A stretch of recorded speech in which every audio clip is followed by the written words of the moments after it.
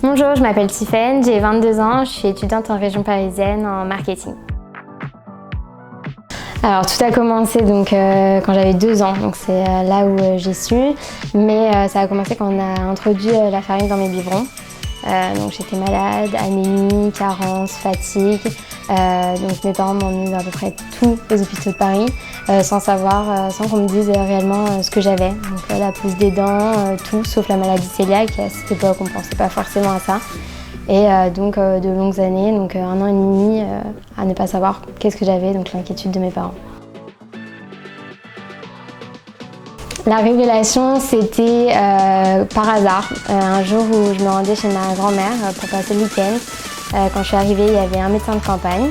Il a demandé, en voyant mon état, s'il pouvait m'ausculter. Et 10 minutes après, j'étais transférée à l'hôpital le plus proche parce qu'il avait compris que ce que j'avais, c'était la maladie cœliaque. Et les résultats ont montré que c'était bien ça, j'avais la maladie cœliaque. Au début, ça a quand même été difficile.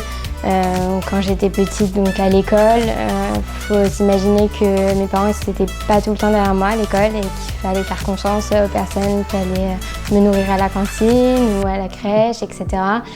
Et donc à ce moment-là, c'est difficile.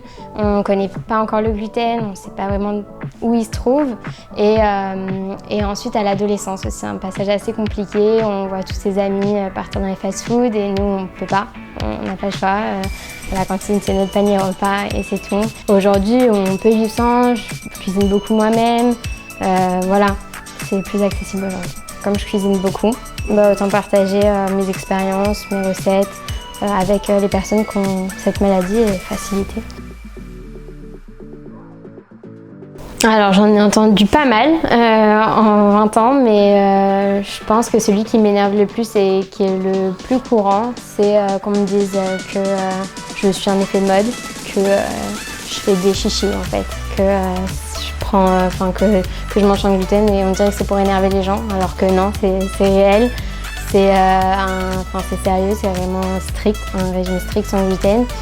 Et donc oui, à ces gens-là, j'ai envie de leur dire qu'ils ne se rendent pas compte qu'on ne fait pas ça pour se compliquer la vie. C'est que voilà, c'est comme ça. Et puis une fois qu'on le respecte, ce régime, il nous convient très bien. Donc voilà, s'il vous plaît, arrêtez ces clichés.